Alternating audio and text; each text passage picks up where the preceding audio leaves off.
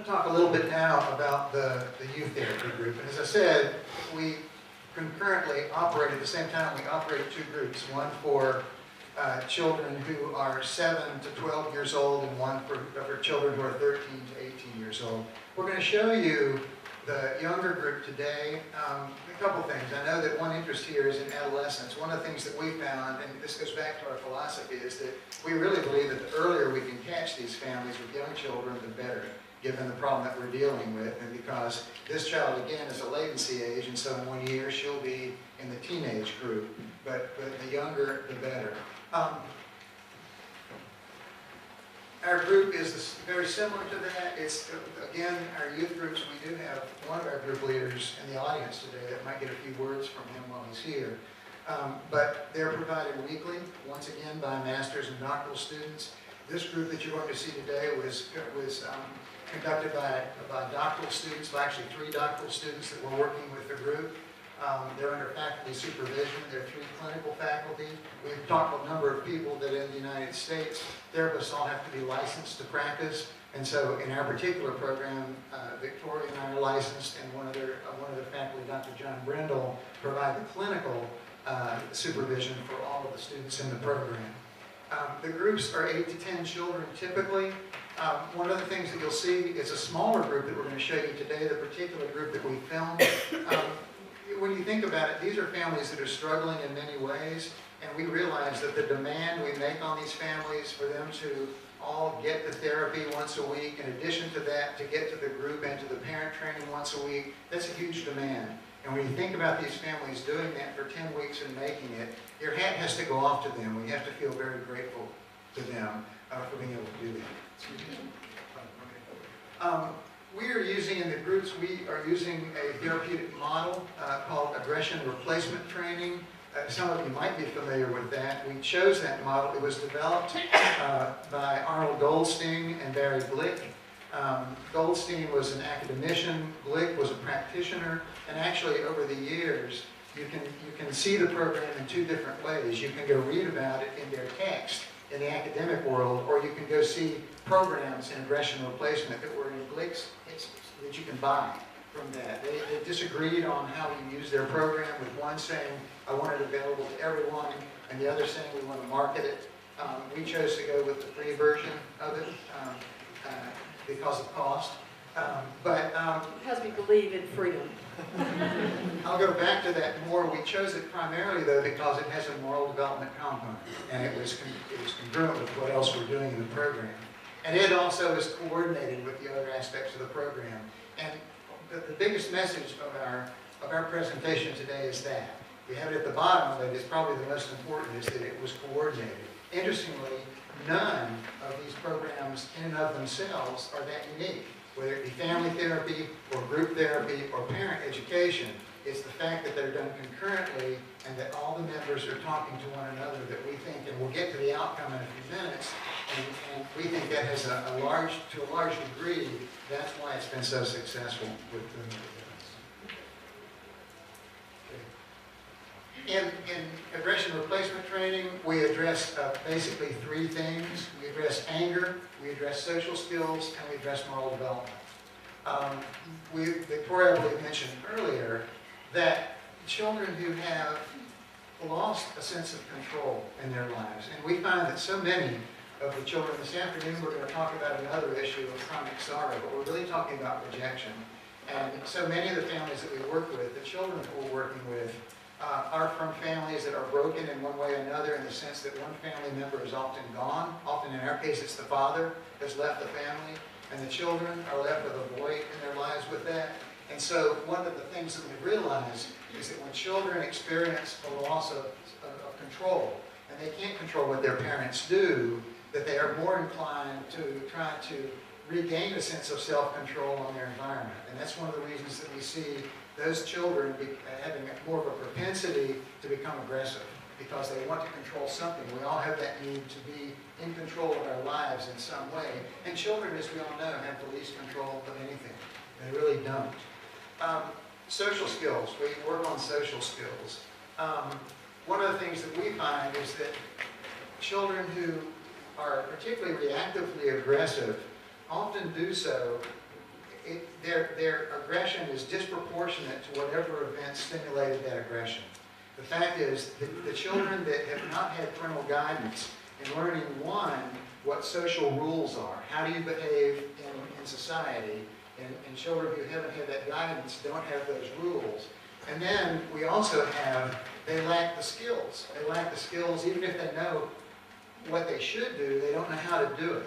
And so what they have a tendency to do is to misperceive social cues. So what they may take, what a frown from a teacher may be taken as a hostile act to those children. And so in the classroom, a teacher comes in and looks at them in a certain way, and they react in an aggressive way because they misread what the teacher was actually saying. It may be that the teacher had a bad morning when she got up, but the child reads that in a different way. So we work on social skills so that children don't displace their misread emotions through aggressive behavior. And then finally is the moral development. We've talked a lot about that, but as I said before, when children are consumed, and some of these children are, by their own lack of security, their sense of security. I was very fortunate personally to grow up in a family that I was not displaced. It was not, and my parents are still together and still living. But these children, what we found is that, and I can remember just a couple of times in my childhood when I had a fear of my family breaking up. One, again, it gives my age, back when the United States was fearing that Cuba had missiles in what we call the Cuban Missile Crisis. On television, they were talking about bombing, and I had never experienced that before, but I remember watching that on television, and even at my age today, I remember that vividly about my feelings of what happens if my parents are killed. What would happen to me? I mean, very selfish at that age. I was just a child, but I remember it even now as an older adult, how pervasive that was. And so these children, one of the things that we have to look at is helping them, as I said earlier, develop. They don't have time. They're thinking about those personal things to think about how is what I'm doing, how is what I'm feeling, and how is the way I'm acting affecting other people. And that's what we're trying to work with in this moral development compound. Specifically, what we're doing is anger management, and that's all of you have probably done that if you're working in therapy. We're trying to help them work on impulse control. So these children misread a cue and they react spontaneously. So one of the things we want them to do is to step back, count to 10, and we work with basic anger management training to help them not act and to think before they act. But we also have to help them know what to think about. So that's where we help them work on social skills and social rules. And that's really just doing role plays, helping them actually work on social situations and learn how to act in ways that aren't spontaneous and that do respect the rights of other people. We work on communication skills. It's not my shoes, it's the floor. We work on communication skills. So we can get them thinking one way, but if they can't communicate what they're thinking effectively, then they're going to be misread again. I guess the other thing I should also say is that what we all pretty well know that when we have a very limited repertoire of feelings, and particularly for boys, no matter what the feeling is, the easiest feeling that comes to us is anger. That's the one. If I don't understand what I'm feeling, I get frustrated and angry about it. So we want to help them start looking at their feelings and how they come across. We do values clarification. And by that I mean, I'll give you a good example of that, is helping children who don't know what they stand for learn what they stand for. And by that I mean, we typically as children, we stand for what our family stands for. But if what our family is not together, or if our family is not functional, then children come to us not knowing what they stand for. And so one of the exercises we do with the children sometimes, after a while, is we have them develop a coat of arms, a shield, that has 4 different quadrants. And in that, we have them pick the top 4 things that they and their family stand for. And for some of them, they've never thought about that before. It seems very simple, but they struggle with it. They struggle very much with it because they're not sure about that. And we all know, you've heard the old saying, that if you don't stand for something, you'll fall for anything.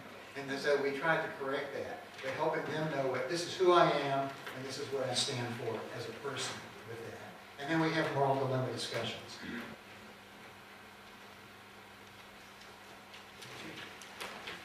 Just a quick overview of the parent component, the parent program.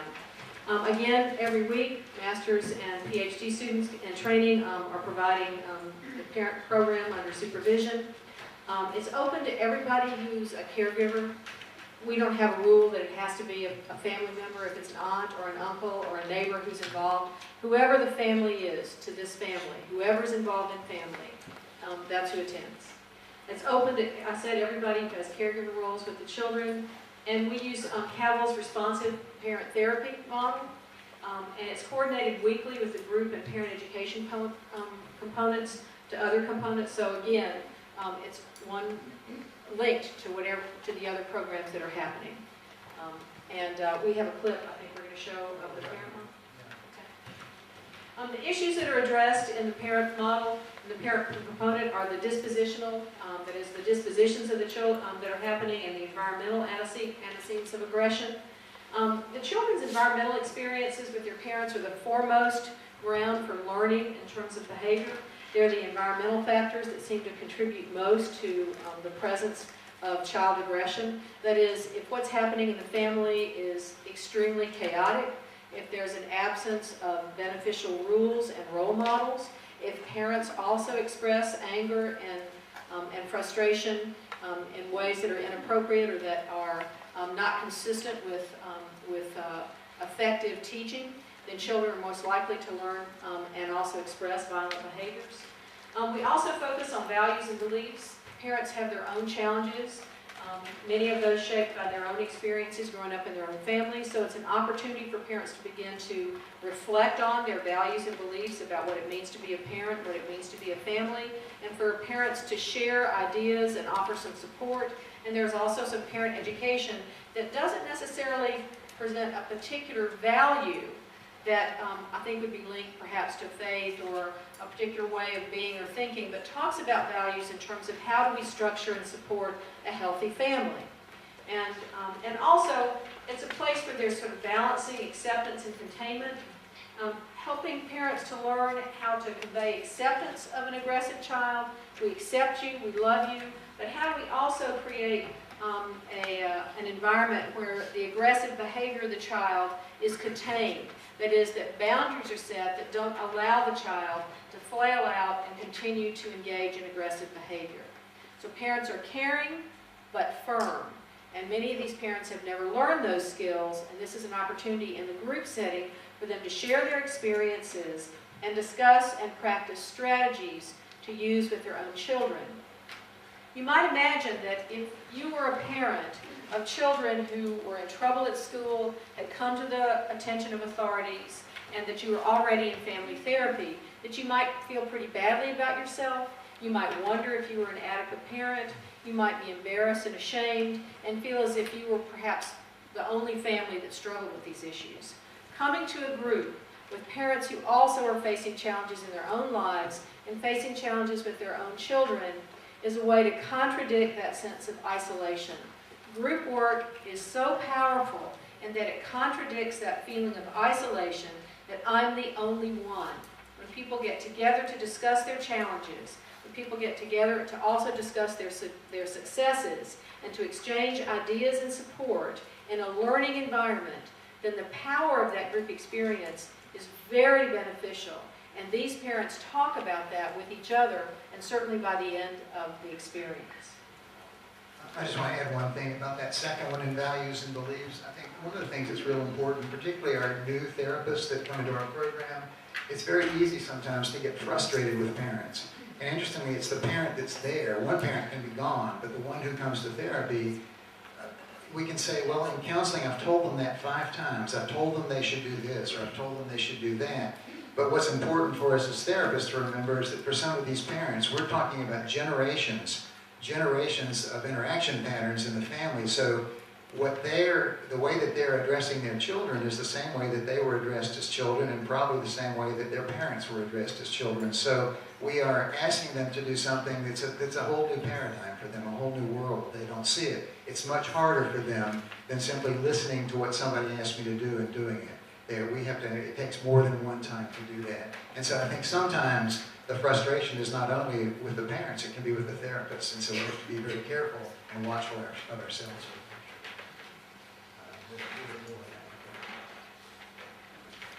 We additionally focus on self-care.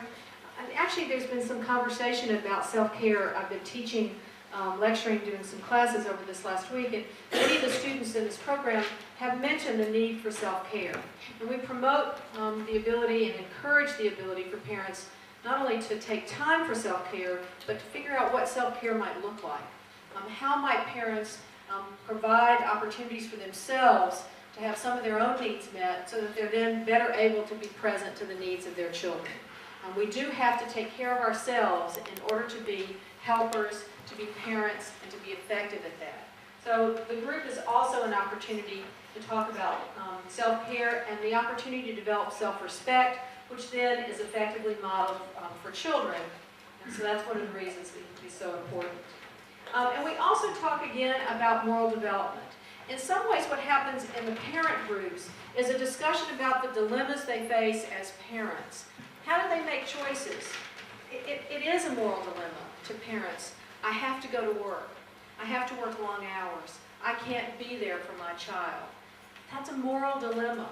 The parents talk about the moral dilemmas, the experiences they have in which they feel in order to provide for their families, perhaps they're not able to provide effectively for their families. Moral dilemmas they face in terms of choice between work and parenting, between the needs of their children and the lack of economic resources to provide them. Perhaps they feel moral dilemmas around the relationships with other family members.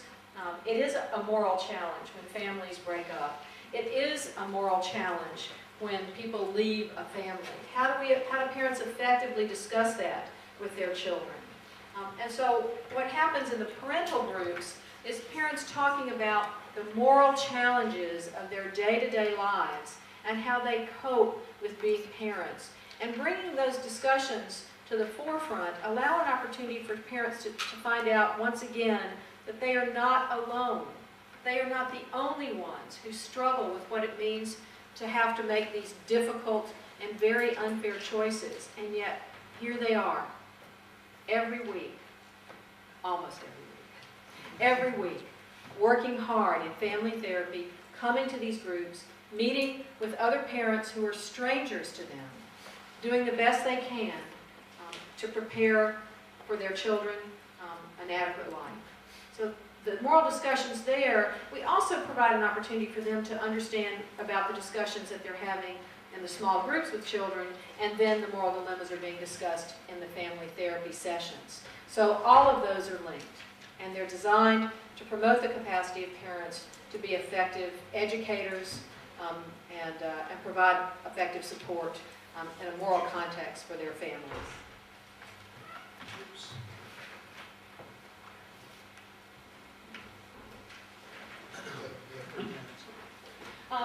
The intervention methods with the parent groups are education, opportunities for guided group reflection, that is to ask the parents to reflect briefly about how they make sense of their experience. There's homework. We send parents away with activities to engage in with their children. Also, we send parents away with homework to do self-care. That's an example of the kinds of homework we might do, and often the homework is linked to what's happening in the family therapy sessions themselves, or to support the homework that the children are sent home to do. We all know that homework is useless. We don't prepare people to do the homework and then check in on homework later. So we try to be very consistent about the expectations that we have and reward those expectations with paying attention to them when they come back to family therapy, come back to the groups. We also do family structure assessment. That is, we ask families to explore the ways in which their families are structured. Is there an adequate hierarchy? How do the subsystems interact? What are the boundaries in the family? And as they assess their own families, then they can begin to explore ways that they might like their families to change in structure. And those are opportunities for families to explore different effective family structures, looking at the different family structures of the participants in the group. So we had single mothers, we had grandmother, granddaughter, who are grandmother and mother who are caring for the children. We have step families. We had families that were being cared for by both grandparents and both biological parents who were Latino immigrants. So lots of family structures, and people could explore how families were strong and how they were capable despite looking very differently that what was important was how the family structured itself, how they were able to get the responsibilities taken care of, not so much what they looked like. And again, moral dilemma discussions.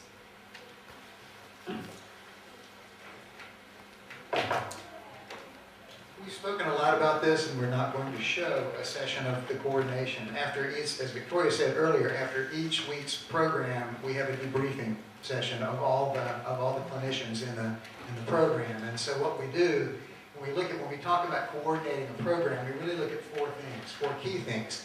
One is integrated curriculum planning. As you've seen, moral development is a theme through this. Social skills training is a theme through this. Whether you're working with the parents, or you're working with the children, or you're working with the families, we have an integrated curriculum. So each time the different family members go to a different component, they're hearing some of the same things. And it's not so much the quantity of things that they're hearing, but it's the fact that the things all fit together. That if they're talking about cheating in one place, they're talking about cheating in another place. And sometimes, like I said, it takes more than once to go through these things to remember them. We do those debriefings that I was just talking about. We also do video review of the sessions. Oftentimes, the clinical faculty will watch these. We have the wonderful capability to watch multiple sessions at the same time on a video screen while they're happening and record them too.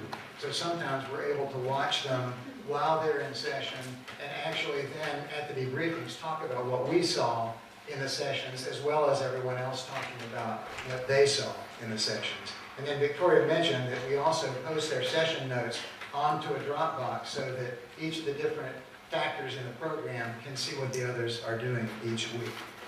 We're going to move from here somewhat quickly to outcomes, and we're not going to dazzle you with statistics. I'm going to show you some statistics briefly, because I was talking to somebody here yesterday, one of your students, I believe, and saying that in America right now, the therapy profession is moving to a very outcome-oriented profession. That is, that we are having to justify what we do on the basis of our results. In some cases, I know that you are not at the same place here, and I'm envious of that in some ways, because regulation brings a lack of room for creativity when you've got to work within certain standards. But that said, we are. And so one of the things that's important for us to do is to be able to show whether or not what we're doing is working. But we present that to you, not because we have to, but because we're somewhat proud of what we found. We use three measures, three ways of measuring our program, our effectiveness in the program right now. One is the clinical assessment of behavior. We call it the CAB. And that measures various, we're going to show you in just a minute, various aspects of child behavior, and it's completed by the parents. It's a standardized instrument, a normed instrument. So we use the CAB to get a sense of changes in children's behavior. I want to mention, the clinical assessment of behavior measures both pro-social and antisocial behaviors. It does capture some behaviors that might be considered pretty psychologically disturbing, but it captures competencies as well as pathology. So it's a clinical instrument that also addresses capacities to learn. It's used often in the schools. It's highly regarded as a real strong instrument. So I just want to let you know, pro-social and antisocial behaviors. Yeah, and I'm going to show you some outcomes for both of those. The Global Assessment of Relational Functioning, the GARF, is a measure that we use to measure the health of the family. And that's one I'm going to show you some outcome of what that actually measures and what we found with that. And then finally, we do a parent assessment. And sometimes that's the most interesting to read. That's really a narrative assessment that we get the parents to do of the effectiveness of what they perceive to be the effectiveness of the program. So we can have all the standardized data we want, but really it's important to us if the people who are in the program, particularly those adults who came to us, feel that it's made a difference for them. Just, I say it again, without going through much in it, the global assessment, the GARF, this is talking about family health. It looks at three different aspects of the family. It looks at the interactional aspect of the family. It looks at the organization of the family. And it looks at the emotional aspect of the family. And the 2 years, this does not include the current year that we've been doing. These are the 2 previous years, because we just finished the program. We've not done our data tabulation on the most recent year and added that. But there's a range of 1 to 100 on the GARF of the scores, and anything less than 60 is considered to be clinically dysfunctional. on the guard in terms of family health. And as you can see, we had positive change in all three areas from pre-test to post-test. And essentially, we're moving from clinically dysfunctional to minimally functional in the families. And so, of course, that's a standardized finding, but that's at least encouraging to us that we're seeing the impact on the families, or we're seeing the families strengthened by their participation. Is there any one aspect that we think is doing that? No. What we think it is, it's the combined aspects of all three. And that's what's been almost surprising to us in some cases. As Victoria was saying, the clinical assessment of behavior, or the CAB, it measures clinical clusters, they call that, and those are the things, the negatives, and it also has adaptive scales, and those are the positives. And so what you would expect, or what you would hope for, would be then the clinical clusters that you have, what you can see there is that you have a pre-test and post-test on the clinical clusters. Is that right there? Yeah. You have a decrease in the bad stuff. Yeah, a decrease in bad. So, in anger and aggression, and those are the four things that came out. And I think the kind of behaviors that our children are coming for, anger, aggression, bullying, misconduct, once again, we're not making them well, but we're moving from clinically dysfunctional or problematic to at least a minimally functional level. Now, one of the things that is encouraging for us is that, as I said in my early story in this presentation, is that what's encouraging for me about that is that family change that we saw before there in the previous slide. Because my fear was, I think that early in my career, we could have seen this change in a child, but then put them back in a family where there is no change, and the change didn't last. And this is our hope, that the change we made, even though it may be just minimally functional, may have a greater tendency to last by doing that. And I would say, just note that the adaptive scales, there's an increase in their capacity to engage in pro-social thinking, feeling, and behaving. And those are the social skills, competence, and adaptability. Let me just mention this very quickly. I'm not sure if these scores come from the parents or if they come from the schools. I should know that. These are parents. We also ask the school, the people who refer the children from the schools, someone who has regular contact with the child. We also ask any child who's referred, that those out in the community who are seeing them in the school system, to also complete a clinical assessment of behavior rating on the child when the child is referred, and to also complete a clinical assessment of behavior when the child completes therapy, to see if there's also a change, not only as perceived by the parents, but also perceived by those in the school who refer the child. And we have been very pleased to see that typically we have shown decreases in the clinical behaviors and increases in adaptive behaviors, but they're not reflected in this model. And interestingly, our parent assessment, our funding sources aren't as interested in the non-standardized, but as clinicians, we're very interested in these, and these are the parent assessments. And you can see here that in our parent assessment, we asked the parents to rate the effectiveness of the program on a scale of 1 to 5. And you can see certainly what we would want to have is a reduction in the children's instances of violence, because that's what they really came to the program for.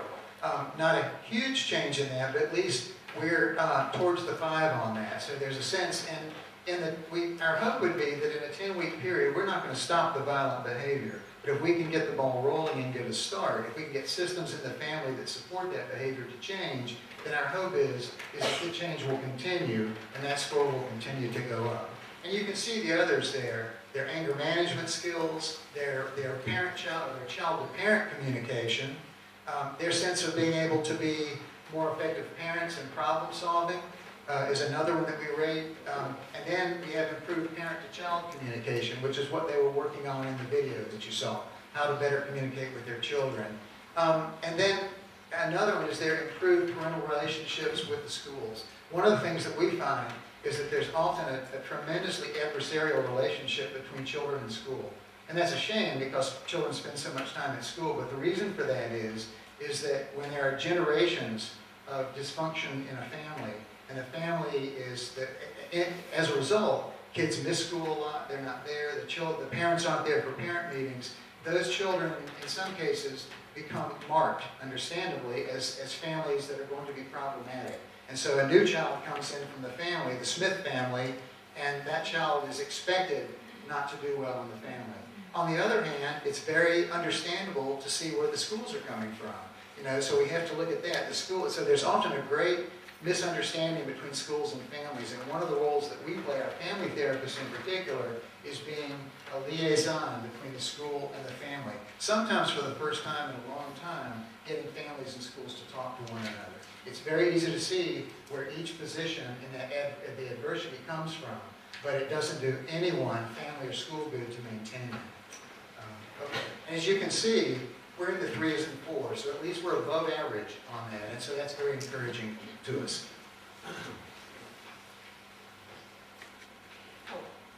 Well, you can see these are some comments and reflections that the parents shared. They report, as you can see, they talk about in their reflections to us to take a big step in knowing how to hold a child accountable for her behavior, to think about what fairness means to me, how I apply that as a parent, and that family counseling would be the toughest part, letting someone from the outside see what a bad parent you are. I can only imagine that some of you had those same experiences with your clients, or anticipate how hard it would be to go to family counseling and say, I failed as a parent. You know, my child is not performing well in school. And we know that most families go to family therapy when their child comes to the attention of someone outside of the family system, and that's typically the school. So that's when parents are most likely, regardless of what the origin of the problem may be, it may be a couple issue, maybe an intergenerational issue with grandparents, maybe overwork, underpaid, who knows. But problems in the family are treated when someone from the family comes to the attention of the public. That's almost always a child, almost always in the schools. And so this parent says that didn't turn out to be true. I came to family counseling, we felt supported.